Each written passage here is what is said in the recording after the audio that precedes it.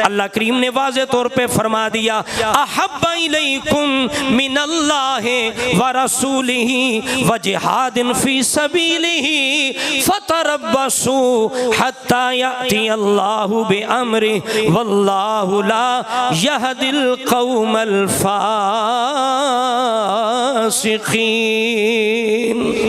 फरमाइए ना ओ मुसलमानों, अगर अल्लाह की ज़मीन पे जिंदा रहना चाहते हो, इज्जत चाहते हो, तुम पे ज़रूरी है माल से मोहब्बत करो लेकिन एक हाथ तक, अपने मकानों से मोहब्बत करो एक हाथ तक, बीवियों से मोहब्बत करो हाथ तक, रिश्तेदारों से मोहब्बत करो हाथ तक, तैयारत से मोहब्बत करो। एक हद होनी चाहिए। सारी मोहब्बतों से ऊपर जो मोहब्बतें हों वो अल्लाह की मोहब्बत, फिर रसूल की मोहब्बत, फिर अल्लाह के रास्ते में जिहाद की मोहब्बत तुम्हारे दिलों में होनी चाहिए।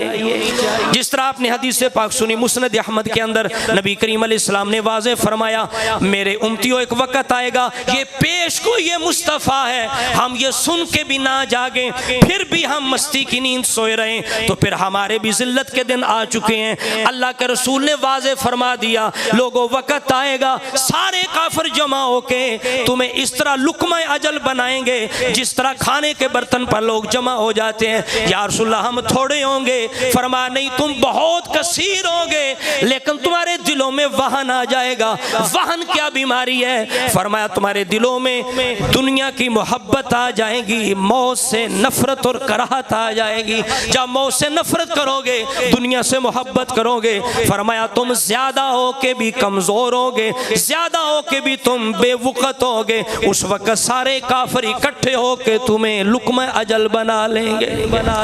तो ये जरूरी है कि मुसलमान जागे, मरना है। देखे ना, अपनी जानों को बचाने वालों, जिहाद की तरफ इसलिए ना जाने वालों, हम मर जाएंगे, हमें कत्ल कर दिया जाएगा, हमें मौत आ जाएगी। अल्लाह करीम फरमाता है मौत से कौन बच सकता है? मौत तो तुम बड़े मजबूत कलों के अंदर चले जाओ, वहां भी मौत तुम्हें नहीं छोड़ेगी। इसलिए मौत से डर के जिहाद से मत भागो, बल्कि अगर इज्जत की मौत चाहते हो तो ये खुश नसीबी समझो, अल्लाह करीम तुम्हें शहादत की मौत अता फरमा दे।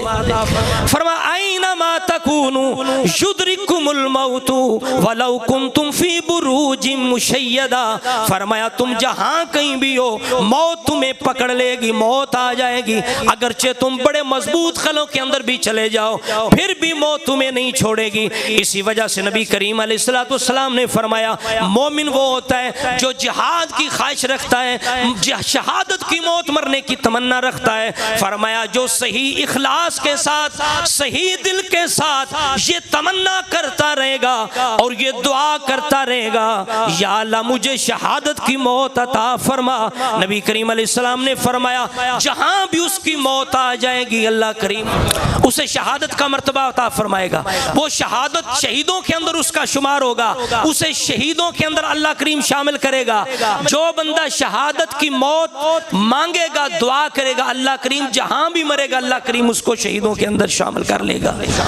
इसलिए मरना एक दिन मर जाना है। बीमार रह के चारपाई पे, बीमार रह के फिर भी मरना है। ये खुश नसीबी उमर फारूक रज़ी अल्लाह तआला अन्हु की सबसे बड़ी दुआ क्या थी? या अल्लाह मुझे अपने रास्ते में शहादत अता फरमा, अपने नबी के शहर में मदफन अता फरमा। नबी करीम अलैहिस्सलाम खुद क्या दुआ करते थे?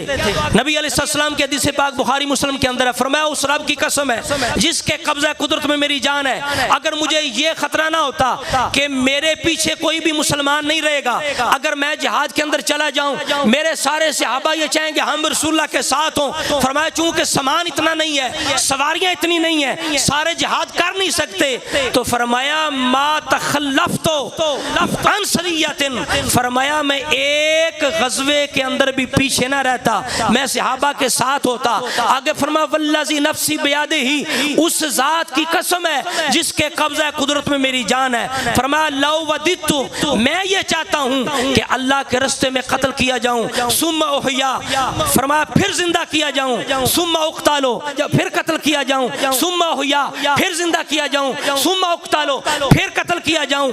3 दफा ये अल्फाज रसूलुल्लाह ने दोहराए। मैं ये चाहता हूं अल्लाह के रास्ते में मुझे शहादत की मौत आए, फिर मैं जिंदा किया जाऊं, फिर कत्ल किया जाऊं, फिर जिंदा किया जाऊं, फिर कत्ल किया जाऊं, फिर जिंदा किया जाऊं, फिर कत्ल किया जाऊं।